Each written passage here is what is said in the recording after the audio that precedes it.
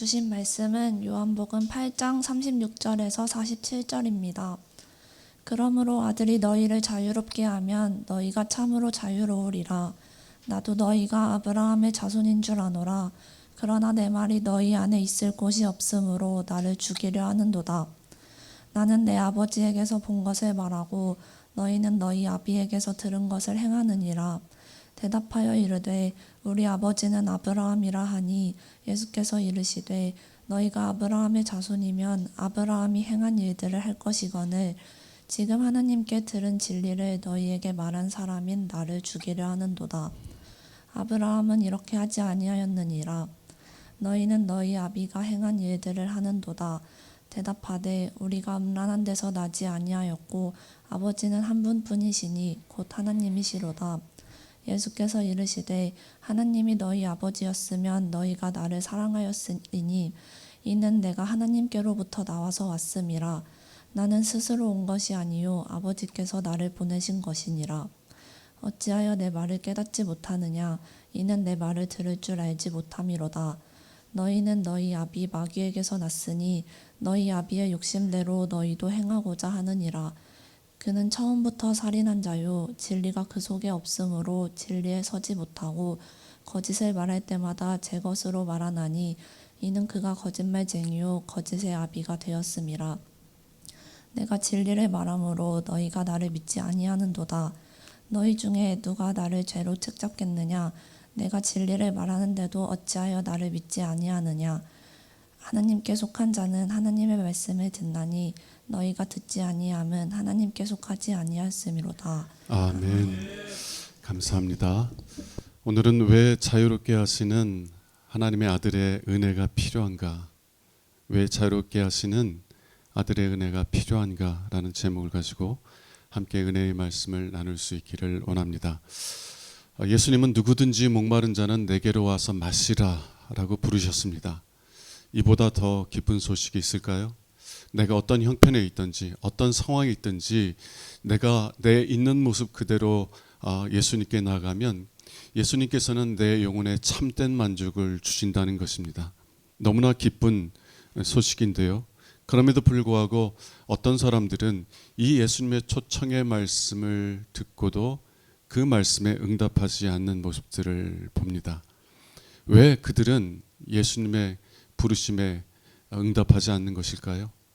때로는 예수님의 이 부름을 모욕적으로 느끼고 적대감을 느끼게 되는 것일까요? 오늘 말씀을 통해서 왜 사람들이 예수님을 영접하지 않는지, 예수님을 자신의 참된 영혼의 만족으로 받아들이지 않는지에 대한 이유를 먼저 살펴보고 그 다음에 예수님께서 그러한 사람들을 어떻게 자유롭게 하시기 위해서 어떠한 일을 하셨는지를 살펴보고자 합니다. 첫 번째, 왜 사람들이 예수님을 자신들의 영혼의 참된 만족으로 영접하지 않는가? 왜 예수님을 믿지 않는가? 왜냐하면 본성적으로 마귀의 자녀이기 때문이다 라는 사실입니다. 44절 보겠습니다. 너희는 너희 아비 마귀에서 났으니 너희 아비의 욕심대로 너희도 행하고자 하느니라. 예수님이 지금 말씀하고 있는 사람들이 누구예요? 누구보다 하나님을 향한 열심이 있었던 유대인들입니다. 유대 종교 지도자들에게 너희는 너희 아비 마귀에서 났다. 왜냐하면 너희는 너희 아비의 욕심대로 행하고자 하기 때문이다 라고 말합니다. 참 너무나 충격적이고 불편한 말씀이에요. 유대인들은요, 예수님을 이 말씀을 듣고 있던 유대인들은 39절에서 이렇게 말해요. 우리는 음란한 데서 나지 않았다. 우리의 아버지는 하나님이시다. 또 39절에서는 우리의 아버지는 아브라함이다 라고 말하는 거예요. 우리의 아버지는 아브라함이다. 오늘날 우리들의 삶에서 적절한 표현으로 표현한다면 어떤 말이에요? 나는 모태신앙이야. 나는 어머니 뱃속에서부터 교회를 다녔고 교회밖에 모르는 삶을 살았어. 어려서부터 주일학교 다녔고 성년이 된 다음부터는 교사로 봉사하고 성가대로 봉사하고 나는 교회밖에 모르는 삶을 살았는데 어떻게 나더러 마귀의 자녀라고 할 수 있느냐 묻고 있는 거예요. 그때 예수님께서는 39절에서 이렇게 말씀하십니다. 만일 너희가 아브라함의 자녀라면, 만일 아브라함이 너희의 아버지였다면 그러면 너희도 아브라함이 행한 것처럼 행하였을 것이다. 너희는 그러지 않았어. 아브라함은 나의 때 보기를 간절히 원했어. 하나님께서 너의 후손을 통해서 너와 함께 모든 천하 만민이 복을 받을 것이다. 너의 후손, 앞으로는 너의 후손을 통해서 오실 자를 통해서 모든 천하 만민, 너를 포함한 모든 천하 만민이 복을 받게 되실 것이다 약속하셨을 때 그 후손이 오기를 사모했다는 거예요. 그래서 자신도 그 복에 참여하기를 원했다는 것입니다. 그리고 56절에 보니까 그가 그 후손이 오실 때를 보고 기뻐했다는 거예요. 여러분, 아브라함은 약속만 받았지 약속한 것이 실현되는 것을 경험하지 못했습니다. 아브라함 후에 2000년 후에나 하나님의 약속이 이루어졌어요. 그럼에도 불구하고 하나님께서 아브라함의 후손으로 오실 예수 그리스도를 약속하셨을 때 그 약속을 사모하며 살았어요. 하나님의 약속이 아직 실현되지 않았음에도 불구하고 하나님께서 주실 그 약속을 사모하며 살았던 것입니다. 아브라함은 하나님의 약속을 신뢰하는 믿음의 삶을 살았다는 거예요. 그러나 스스로 아브라함의 후손이라고, 아브라함이 자신들의 아버지라고 주장하는 이 유대인들은 어떻게 했어요? 하나님께서 아브라함에게 약속하신 그 후손이 지금 그들 앞에 서 있는데도 불구하고 그들은 그 후손을 원하지 않았고 오히려 그 예수를, 그 후손을 죽이려고 한다라는 것입니다. 예수님께서 말씀하시는 것은 무엇이에요? 아브라함의 후손이 누구인지를 결정하는 것은 육체적인 혈연 관계가 아니라는 거예요. 아브라함처럼 하나님을 신뢰하는 사람들이 참된 아브라함의 후손이라는 것입니다. 내 부모님이 하나님을 믿느냐가 나에게 중요한 것이 아니라 내가 내 부모님처럼 하나님을 경외하느냐가 중요한 것이라는 것이에요. 여러분, 사람이 어떠한 사람인지를 결정하는 요인은 무엇입니까? 내가 무엇을 가졌느냐, 어떤 능력을 가졌느냐가 그 사람이 누구냐를 결정해요? 아니에요. 그 사람이 누구인지를 결정하는 것은 그 사람이 뭘 원하고 있느냐, 뭘 사랑하고 있느냐, 그 사람이 원하는 것이 그 사람을 이끌어가게 되어 있어요. 그 사람이 원하는 것이 그 사람을 만들어가게 되어 있습니다. 너희가 만일 아브라함의 후손이라면 아브라함이 원하는 것을 너희도 원하였을 것이다. 그러나 너희는 아브라함이 원하는 것을 원하는 것이 아니라 마귀가 원하는 것을 원하고 있다. 그러나 너희는 아브라함의 후손이 아니라 마귀의 자녀다 라고 말씀하시고 계신 것입니다. 너무 불편하고 충격적인 말씀이에요. 그러나 여러분, 주님께서는 사랑 안에서 진리를 말하고 계심을 기억하시기 바랍니다.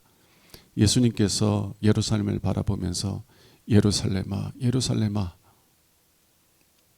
선지자들을 죽이고 내게 파송된 자들을 돌로 치는 자여, 암탉이 자기 새끼를 날개 안에 모으려 함같이 내가 너희들을 모으려 함이 몇 번이더냐.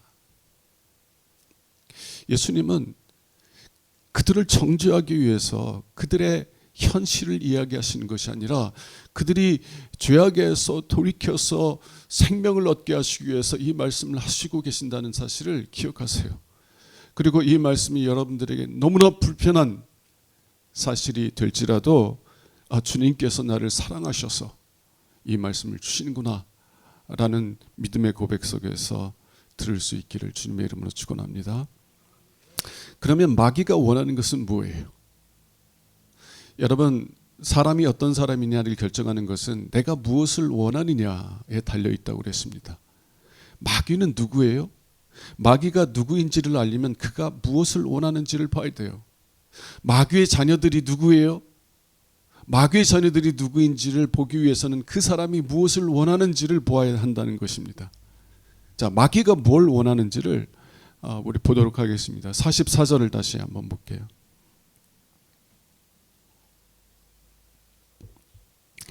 너희는 너희 아비 마귀에서 났으니 너희 아비의 욕심대로 너희도 행하고자 하느니라.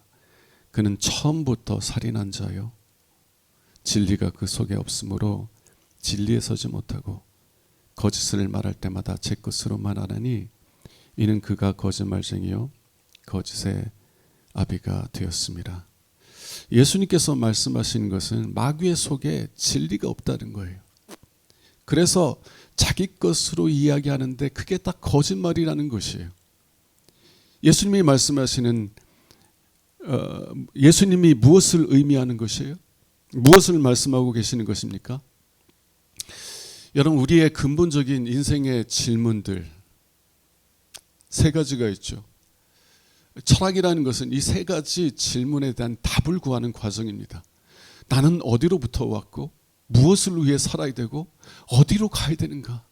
이것이 우리의 인생의 궁극적인 질문이고 모든 지혜로운 학문들이 답하고자 하는 질문들이에요. 여러분, 이 근본적인 진리를 우리는 어디에서 발견할 수 있습니까? 우리를 만드신 창조자에게서 발견할 수 있는 거예요. 피조물은요, 스스로의 존재의 목적, 삶의 목적을 발견할 수가 없어요. 오직 우리를 창조하신 하나님과의 관계에서만 내가 왜 존재하는지, 내가 무엇을 위해 살아야 되는지 존재의 목적과 삶의 목적을 발견할 수 있다라는 것입니다. 그럼 마귀는 자기에게서 삶의 목적을, 존재의 목적을 구하고자 한 것이에요. 그러므로 그가 말하는 모든 것들은 거짓이고 그래서 거짓말쟁이가 될 수밖에 없다라고 말씀하시는 것입니다. 여러분, 만일 우리가 우리에게 존재의 목적을 부여하신 하나님에게서 우리의 존재의 목적, 삶의 목적을 발견하고자 하지 않는다면 어떻게 될까요? 만일 하나님이 아니라 우리 자신에게서 우리의 존재의 목적, 삶의 목적을 찾고자 한다면 어떤 일이 일어날까요? 예를 한번 들어보겠습니다. 어떤 과학자가 자녀를 돌볼 수 있는 AI 로봇을 만들었다고 한번 생각해 봅시다. 요즘 테슬라 또 여러 회사에서 AI 로봇들을 만드는데 과학자들이 상당히 두려워하고 있어요. 이 AI가 발전되면 나중에 인간보다 더 뛰어난 능력을 가져서 인류를 파멸로 이끌지 않을까라는 두려움들을 갖고 있다는 것입니다. 어떤 과학자가 자녀를 돌볼 수 있는 AI 로봇을 만들었어요. 자녀의 육체적인 필요만 돌보는 것이 아니라 자녀와의 정서적인 교감을 통해서 자녀를 돌볼 수 있도록 하기 위해서 AI 로봇을 만들었다는 것이에요. 자, 이런 의미에서 그 과학자는 그 로봇에게 그 로봇의 존재의 목적을 부여한 것이죠. 그런데 만일 이 로봇이 자각 증상을 갖기 시작하면서 자기 스스로 자신의 삶의 목적, 존재의 목적을 찾고자 한다면 어떤 일이 일어날까요? 나는 군사 로봇이야. 나는 전쟁하는 존재야. 라는 자기 정체성을 규정해요. 그럼 어떻게 하겠어요? 전쟁하는 로봇에게 자녀를 맡기면 어떤 일이 일어나겠어요? 그 로봇은 자녀를 돌보는 것이 아니라 자녀를 죽음에 이르게 만들 것입니다. 이것이 마귀가 한 일이에요. 마귀가 원했던 일입니다. 마귀는 본래 하나님의 아들 예수 그리스도를 위해서 지음을 받은 존재입니다. 골로새서 1장 16절에서는요. 하늘에 있는 것이나 땅에 있는 것 모든 것이 예수 그리스도를 통해서 지음을 받았고 또 예수 그리스도를 위해서 지음을 받았다는 것이에요. 모든 존재, 모든 피조물은 예수 그리스도를 위해서 지음을 받았다는 거예요. 예수 그리스도의 영광을 깨닫고 예수 그리스도의 은혜와 사랑을 깨달으며 그 예수 그리스도를 사랑하는 존재로 지음을 받았다는 것입니다. 또 히브리서 1장 14절에서는 모든 천사는 섬기는 영으로서 구원받을 상속자들을 위해서 섬기라고 보냄이 아니냐. 모든 천사들은요 구원받을 우리들을 섬기기 위해서 지음을 받았다는 것입니다. 예수 그리스도의 사랑을 알아서 예수 그리스도를 사랑하고 그리고 예수님께서 자신의 핏값을 주시고 얻으신 자녀들을 사랑으로 섬기는 것, 그게 천사가 지음을 받은 목적이에요. 하나님을 사랑하고 이웃을 사랑하는 것, 그것이 천사를 지으신 목적일 뿐만 아니라 우리를 지으신 목적이라는 것입니다. 그러나 마귀는 하나님에게서 자신의 존재의 목적을 발견하길 원하지 않았어요. 마귀는 이렇게 주장합니다. 내가 왜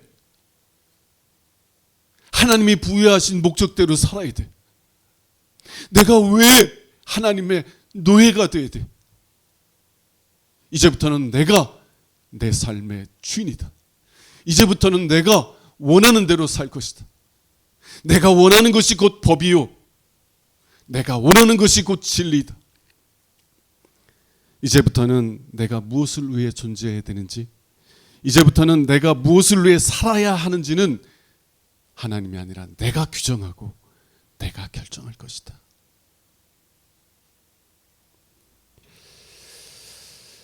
이게 마귀가 원했던 것입니다. 그리고 여러분, 예수님께서 그는 처음부터 살인한 자라고 말씀하시잖아요. 마귀는 처음부터 살인한 자라고. 이 말씀이 무슨 말씀입니까? 내가 내 인생의 주인이고 그래서 내 삶의 목적은 내가 규정한다 라고 원했던 이 마귀는요, 아담과 하와에게 나아가서 왜 너희들이 하나님의 종이 되려고 하느냐? 왜 하나님의 종으로서 살려고 하느냐? 왜 예수 그리스도를 위해 살려고 하느냐? 이제는 너희를 위해 살아.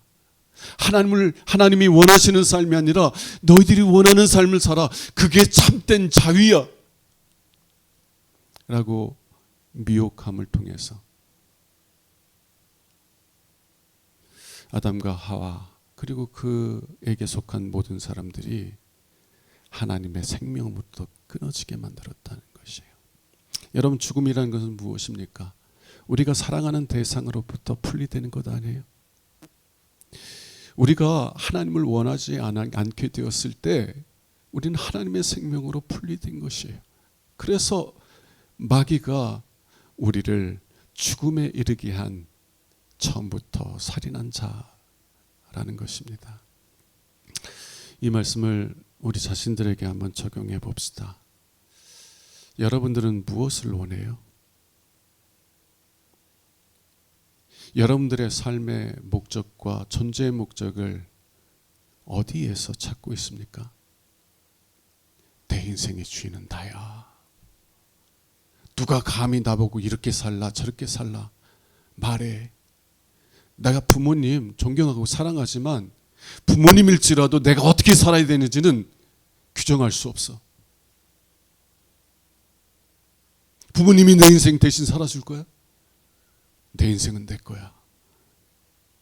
그러므로 내가 어떠한 삶을 살 건지, 내가 무엇을 위해 살 건지는 내가 결정해. 만일 여러분들이 그러한 마음을 갖고 있다면 여러분들은 하나님을 원하지 않을 거예요. 내가 왜 하나님을 위해 살아야 돼?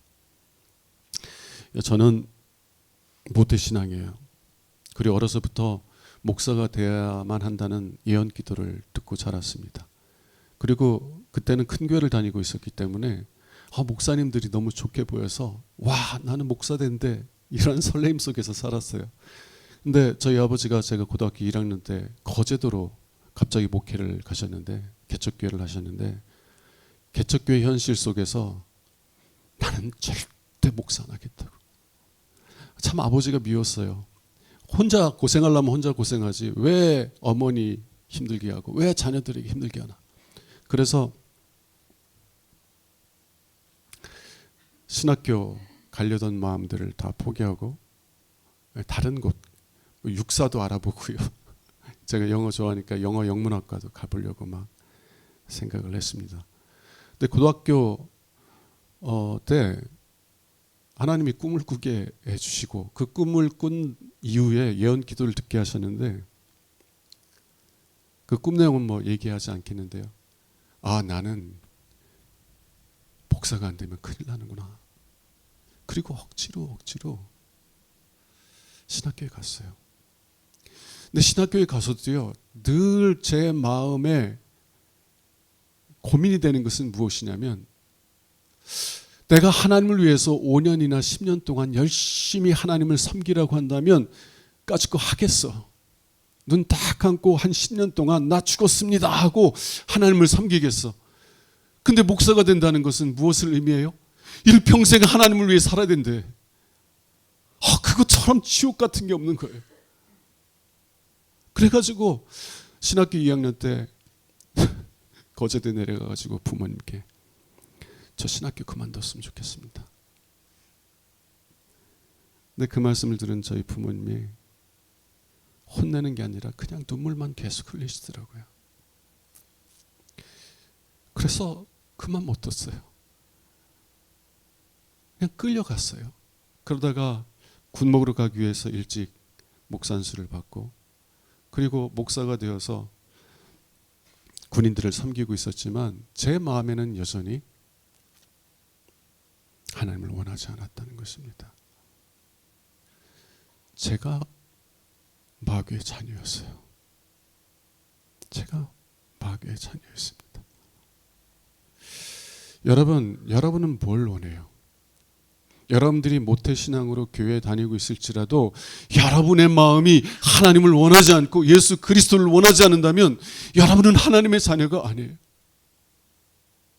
예수님께서 누구든지 목마른 자는 내게 와서 마시라 라고 부르시는데, 그 부르심에 응답하여서 하나님께 나오는 것이 아니라 내가 왜 하나님을 위해 살아야 돼? 나는 내가 원하는 대로 살래 라고 생각하고 있다면 여러분들은 마귀가 원하는 것을 원하는 것이고 마귀를 따라 사는 것이고 마귀의 자녀라는 것입니다. 첫 번째, 왜 사람들은 예수를 영접하지 않는가? 본성적으로 하나님을 원하지 않는 마귀의 자녀들이기 때문이라는 것입니다. 두 번째, 그러면 예수님께서는 그러한 마귀의 자녀들을 어떻게 하나님의 자녀로 변화시키는가? 우리는 독생자를 내어주시는 하나님의 사랑 때문에 하나님의 자녀가 된 줄로 믿습니다. 독생자를 내어주시는 하나님의 사랑 때문에 하나님의 자녀가 되었다는 것이에요. 여러분들 예수님을 믿습니까? 예수님께서 여러분의 영혼의 참된 만족이심을 고백하세요? 완전한 사람은 없어요. 예수님을 믿는다고 하면서도 또 세상 속에서 예수님을 부인하는 삶을 살아가요. 그것 때문에 애통해요. 그것 때문에 슬퍼해요. 그러나 여러분들의 마음의 소원, 여러분들의 마음의 원함은 예수님을 알길 원합니까? 예수님을 만나길 원합니까? 만일 그렇다면요, 여러분들은 하나님의 자녀예요. 여러분들에게 도대체 어떤 일이 일어난 거예요? 우리는 본성적으로 아담의 후손이에요. 마귀처럼 하나님께 반역하고 자신의 자신이 인생의 주인으로 살려고 하는 아담의 후손이에요. 그래서 우리는 본성적으로 하나님을 원하지 않아요. 예수를 원하지 않아요. 우리가 원하는 대로 살기를 원하는 본성을 가지고 있다는 것이에요. 그런데 도대체 어떠한 일이 일어났길래 여러분들이 하나님을 원하고 예수를 원하는 하나님의 자녀가 되었는 것입니다. 저는 하나님께서 우리를 하나님의 자녀 삼으신 세 가지 단계를 역순으로 말씀드리길 원합니다. 하나님께서 어떻게 우리를 하나님의 자녀 삼으셔서 그래서 하나님을 원하는 자로 삼으셨는지 세 가지 단계를 역순으로 말씀드리기 원한다는 것입니다. 요한복음 3장 5절 말씀 여러분 잘 아실 거예요. 사람이 물과 성령으로 나지 아니하면 하나님 나라에 들어갈 수 없다. 하나님 나라라는 것은 무엇입니까? 하나님께서 통치하시는 나라예요. 그래서 단순히 죽어서만 갈 수 있는 나라가 하나님 나라가 아니에요. 만일 하나님의 영이 우리 가운데 임하셔서 우리를 통치하시고 다스린다면 우리는 이미 하나님 나라를 경험하며 살아가는 거예요. 하나님께서 우리를 다스리심으로 우리가 하나님과의 회복된 관계 속에서 참된 평안과 기쁨을 누리기 시작합니다. 예수님께서는 하나님 나라가 저기에 있는 것이 아니라 너희 마음속에 있다라고 그랬어요. 왜? 너희가 예수 그리스도를 너희의 참된 왕으로 영접한다면 너희는 이미 그 하나님 나라에 들어가게 되는 것이다.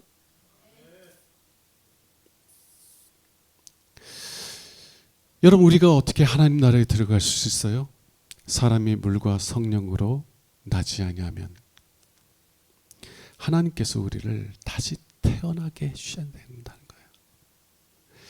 마귀가 원하는 것을 원하던 상태에서 하나님을 원하는 상태로 변화시켜 줘야만 한다는 것이에요. 여러분, 젊은 친구들이 가끔 이런 얘기를 합니다. 내가 태어나고 싶어서 태어났느냐고. 왜 나를 낳아줘가지고 이렇게 고생하게 만드냐고. 자기를 낳아준 부모님에게 원망해요. 맞아요. 내가 원한다고 그래서 이 땅에 태어날 수 있는 사람은 아무도 없습니다. 여러분들이 정말 종교적인 수단을 통하여서 금욕하고 절제하고 정말 수행한다고 그래서 여러분들이 하나님의 자녀가 될 수 있는 것이 아니에요. 하나님의 자녀가 되게 하시는 것은 누가 하시는 거예요? 하나님께서 여러분을 다 주셔야 돼요. 마귀가 원하는 것을 원하던 마귀의 자녀였던 우리들이 하나님을 원하는 하나님의 자녀로 다시 태어나게 하셔야 한다는 것입니다. 자, 그러면 하나님은 우리를 어떻게 다시 태어나게 하세요? 마귀의 자녀였던 우리들이 어떻게 하나님의 자녀로 태어나게 하셔요? 요한복음 3장 5절에 보면 사람이 물과 성령으로 나지 아니하면 물과 성령으로 나지 아니하면 성경에서 물은 하나님의 말씀을 가리키는 상징입니다. 여러분, 물로 우리의 몸을 깨끗이 씻는 것처럼 하나님의 말씀은요, 물처럼 우리의 마음을 깨끗이 씻어주세요. 하나님의 말씀이 우리에게 들려지면 우리 안에서 참된 회개가 일어나요. 하나님을 위해 살도록 지음을 받은 내가 하나님께 반역하고 내가 원하는 삶을 살았다고 하는 죄에 대해서 참된 회개가 일어나요. 그리고 내가 원하던 삶에서 돌이켜서 하나님께 나아가는 은혜가 시작돼요. 무엇을 통해서? 물로 우리의 육신을 씻는 것처럼 하나님의 말씀을 통해서 우리의 영혼을 씻어주실 때 그런 변화가 일어난다는 것입니다. 근데 단순히 성경 말씀만 있으면 되는 것이 아니라 그 성경 말씀을 통해서 역사하시는 성령의 역사가 있어야만 한다는 것이에요. 복음의 말씀이 전파될 때 성령께서 그 말씀을 다른 사람들에게 필요한 말씀이 아니라 나에게 필요한 말씀으로 들려지게 해주셔야 돼요. 하나님의 말씀이 나에게 말씀하시는 하나님의 음성으로 들려질 수가 있어야 돼요.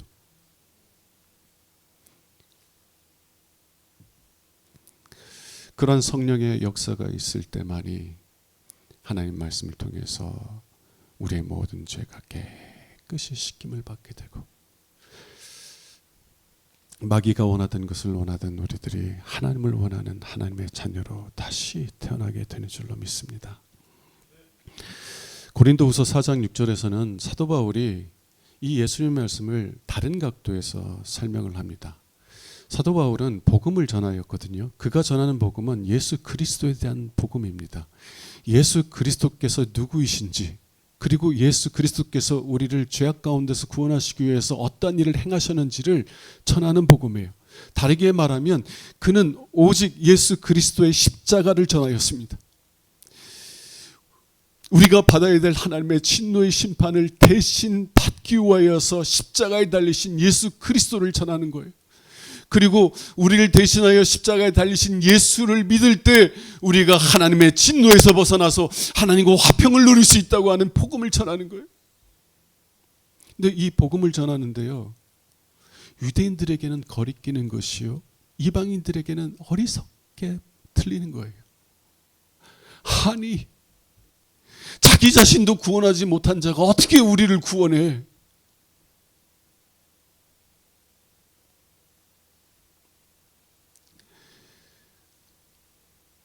나무에 달린 자마다 저주를 받은 자라는 신명기 말씀이 있는데, 하나님께 저주받은 자가 어떻게 우리의 구원자가 돼?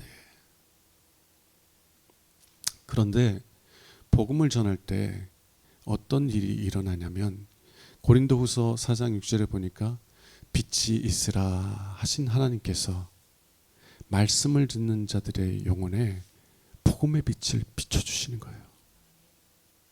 여러분, 우리가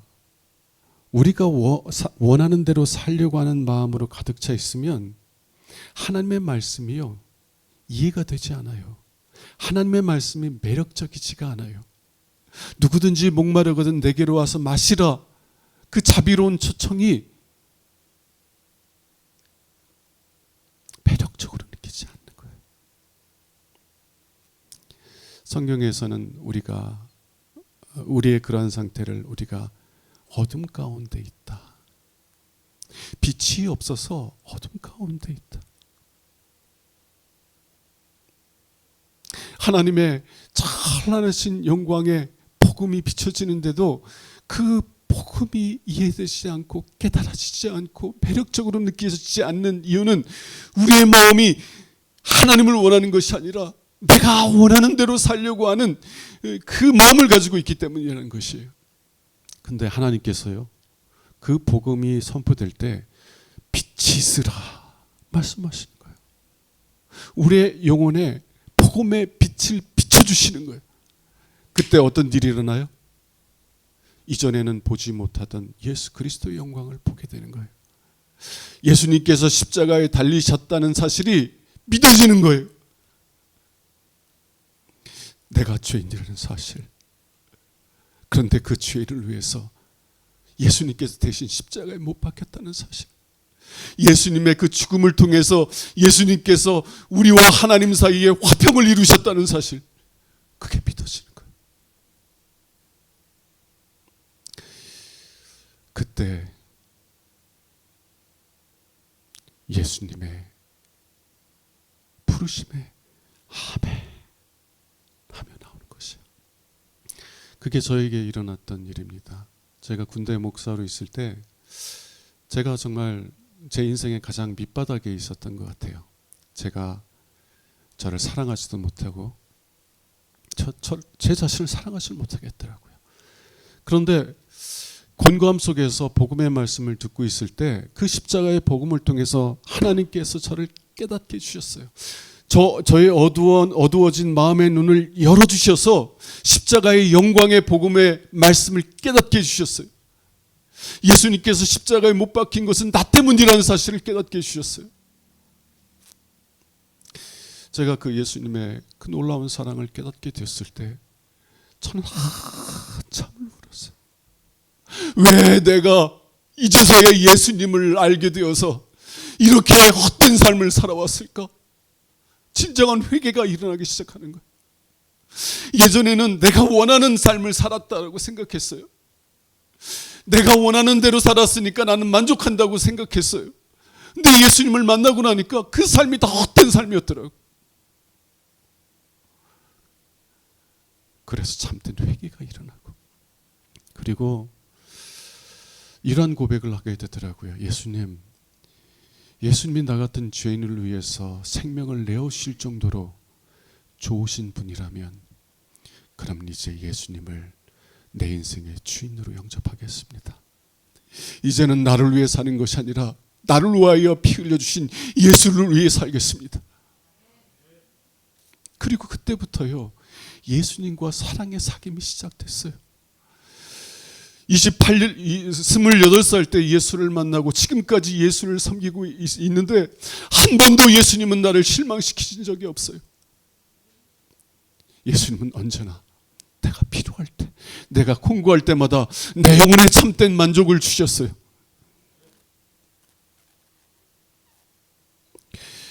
그래서 저로 하여금 예수를 더 알기 원합니다. 예수를 더 깊이 만나기 원합니다. 사모하는 사람으로 만들어 주셨다는 것입니다. 자, 하나님께서 마귀의 자식이던 나를 어떻게 하나님의 자녀로 삼아 주셨어요? 그래서 하나님 나라의 백성으로 삼으시고 이 땅에서 하나님 나라를 맛보는 삶을 누려가게 하셨어요. 물과 성령으로 다시 태어나게 하셨다는 것입니다. 복음의 말씀을 통해서 예수 그리스도의 사랑을 깨닫게 해주셨다는 거예요. 자, 이게 첫 번째 단계입니다. 두 번째 단계는요, 예수님의 역사 속에서의 실제적인 죽음입니다. 2000년 전에 예수님께서 골고다 언덕에서 십자가를 지시고 피 흘려 주신 사건이라는 거예요. 여러분, 만일 예수님께서요 실제적으로 2000년 전에 골고다 언덕에서 십자가에 달려 죽지 않으셨다면 어떤 일이 일어나요? 복음의 말씀도 없어요.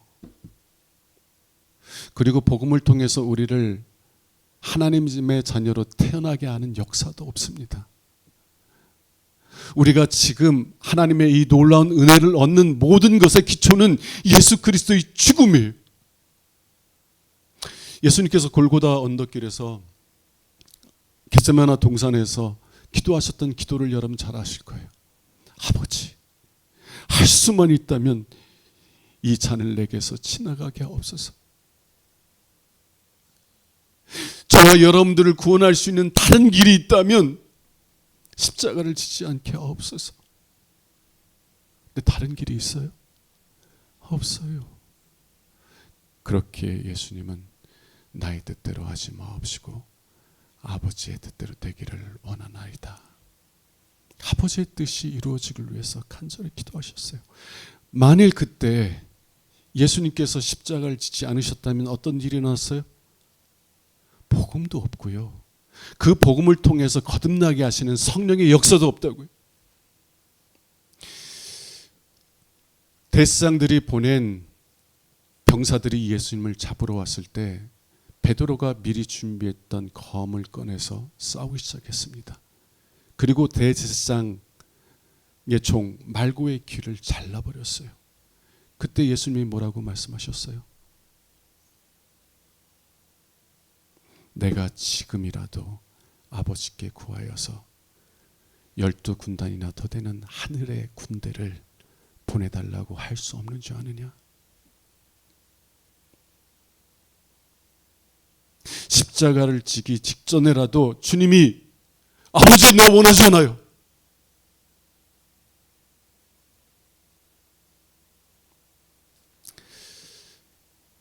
만일 그렇게 기도하셨다면 십자가도 없고요. 십자가의 복음도 없고 성령에 거듭나게 하는 역사도 없다는 것입니다.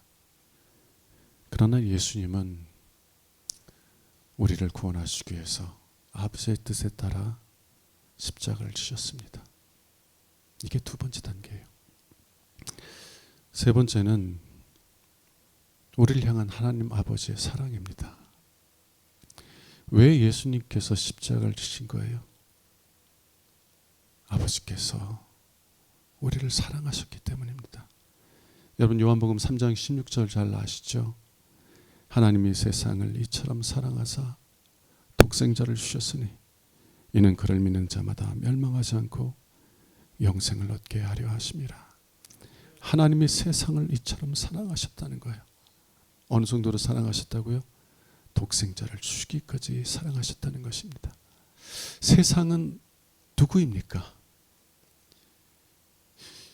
유대인들처럼 자기가 원하는 것을 원하던 사람들이에요. 비록 예수 그리스도를 위해 치임받았지만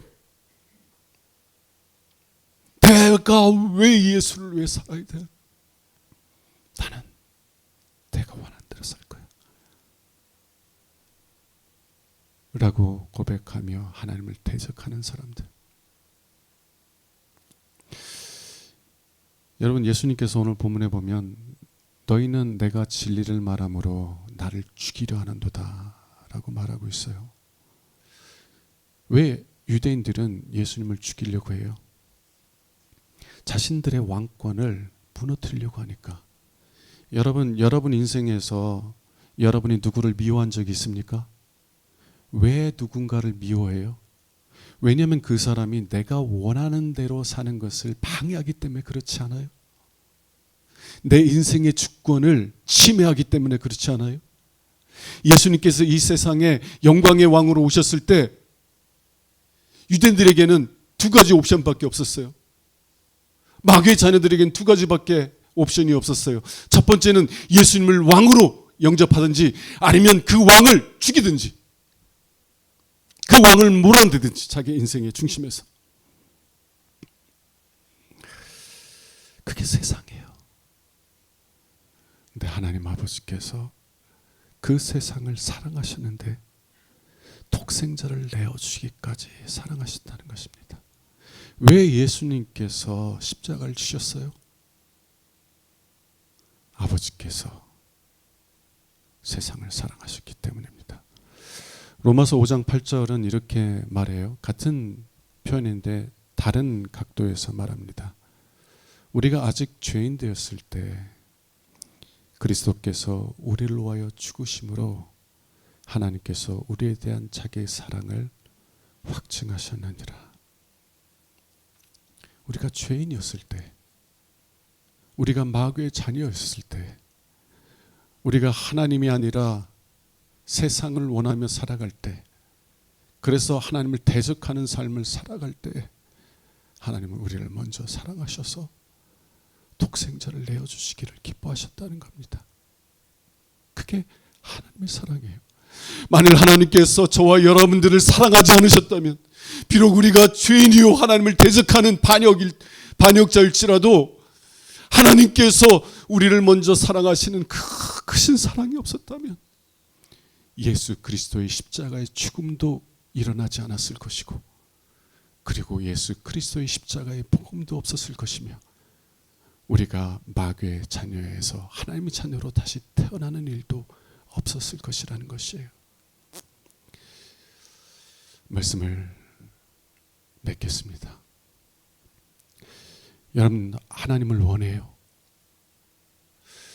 누구든지 목마른 자는 내게 와서 마시라 라는 그 부르심이 기쁜 소식으로 들립니까? 네, 주님 원합니다. 네, 주님 만나기 원합니다. 여러분들에게 왜 그런 마음의 변화가 일어났어요? 첫 번째는 하나님이 여러분들 사랑하시기 때문이고 두 번째는 하나님이 여러분들 사랑하시기 때문에 독생자를 아끼지 아니하고 십자가에 저주해 내오시기 때문이고 세 번째는 예수님의 십자가의 복음을 통해서 여러분들 다시 태어나게 하시는 성령의 역사가 있었기 때문이라는 것입니다. 그러므로요, 여러분 마음 가운데 그런 변화가 있다면 여러분을 사랑하셔서 그런 은혜를 주신 하나님을 찬송하시기 바랍니다. 하나님을 기뻐하시기 바라요. 하나님이 어떤 사랑으로 여러분들을 하나님의 자녀 삼으셨는지를 깨닫고 그 하나님을 기뻐하고 즐거워하는 저와 여러분들 될 수 있기를 원합니다. 그런데 만일 아직 여러분의 마음이